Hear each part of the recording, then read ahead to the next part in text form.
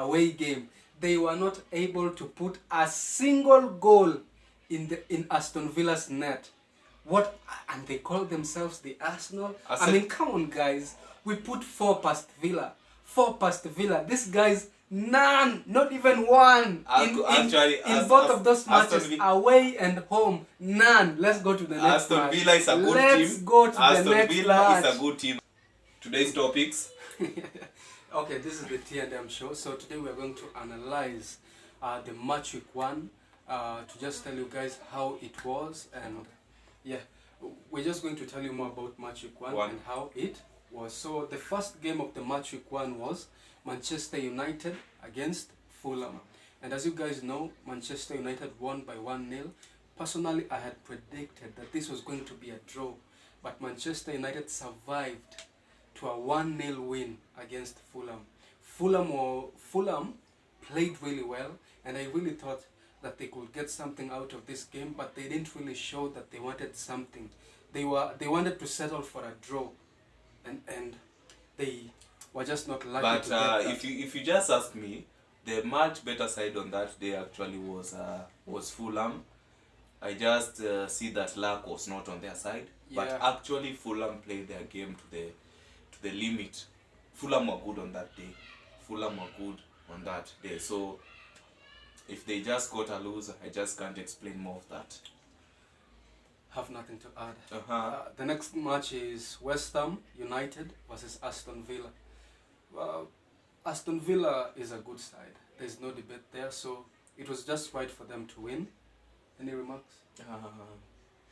If I watched that game against West Ham, against Aston Villa, the match was so intense and both sides were good enough, because remember that West Ham also has a new coach, and also Aston Villa have a current coach who has been generating the team over and over again. So if you ask me on that match, both teams were good. Actually, if you see, Aston Villa went ahead on the first half. West Ham equalized, and then during the dying minutes, actually, when it was actually 57, Aston Villa got an equalizer again. So the match was very tactical, and the match was supposed to go on a draw. But if actually Aston Villa got a win, good luck to them. They deserved it. Yeah, and I'm so happy that Aston Villa made these guys last season, the Arsenal, lose the Premier League, trophy. Anyways, the same Aston Villa. I think, is it Aston Villa that traumatized Tottenham? Nah, it's not Aston Villa. We traumatized Aston Villa at their home ground by beating them 4-0, 4-0. These guys, they couldn't even put one goal in their 2 games against Aston Villa. Both their home game and their away game. They were not able to put a single goal in Aston Villa's net.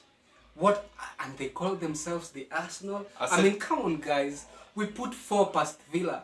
4 past Villa. These guys, none, not even one. In both of those matches, away and home, none. Let's go to the next match. Aston Villa is a good team. Let's go to the next match. Aston Villa is a good team, and you cannot complain about it. Aston Villa has traumatized team, including Manchester City, the champions winner, the Premier League winners. So Aston Villa is a good team and a good side. So no debate on that, guys. So actually, we losing to them is not an excuse. We deserved to lose because they were much a better good side than us. So actually, Arsenal losing to Aston Villa, we are